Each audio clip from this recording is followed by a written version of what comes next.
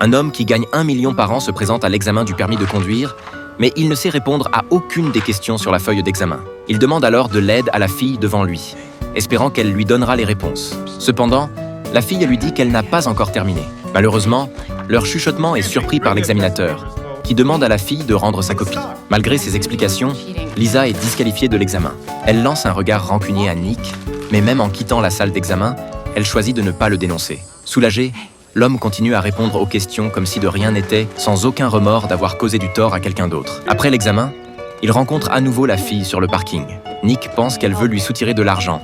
Alors il lui tend sa carte de visite pour qu'elle demande à sa secrétaire. Mais la fille reste assise dans sa voiture, impassible. Nick, peu disposé à s'occuper de son harcèlement, sort de l'argent liquide pour la faire partir.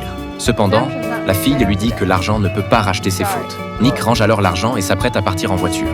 Lisa saute volontairement de la voiture et lui fait signe d'adieu. Le soir même, alors que Nick se creuse la tête pour le tournage d'une publicité pour hot dog, la sonnette retentit soudainement. La fille a trouvé la maison de Nick, on ne sait comment. Alors que Nick est surpris, la fille explique la raison de sa venue. Comme Nick l'a empêchée de conduire, elle a besoin qu'il la conduise quelque part.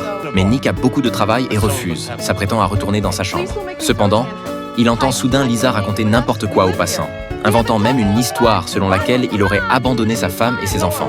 Pour protéger sa réputation, Nick n'a d'autre choix que d'accepter à contre-cœur. Ils arrivent ensuite à la destination mentionnée par Lisa. Sous le regard perplexe de Nick, elle met des lunettes de soleil et une perruque. Pour l'empêcher de s'enfuir, Lisa prend également les clés de sa voiture. Puis, elle force la porte d'entrée d'un immeuble et s'y précipite. Le bruit soudain de l'alarme rend Nick nerveux. Il réalise alors le but de la venue de la fille ici. À ce moment-là, Lisa court vers la voiture, portant un sac en tissu, les mains pleines. Nick démarre sans hésiter et s'enfuit. Lisa veut ouvrir le sac qu'elle tient. Par peur, Nick appuie fermement sur l'ouverture du sac.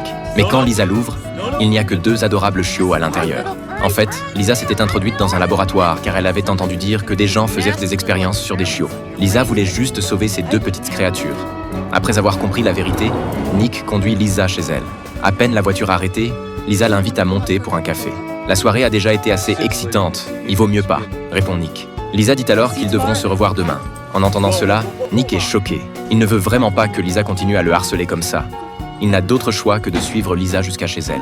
Avant même qu'il ait le temps d'admirer la décoration de la pièce, Lisa, qui s'apprête à être exigeante, lui fait une demande à couper le souffle. Emménage avec moi pendant 1 mois.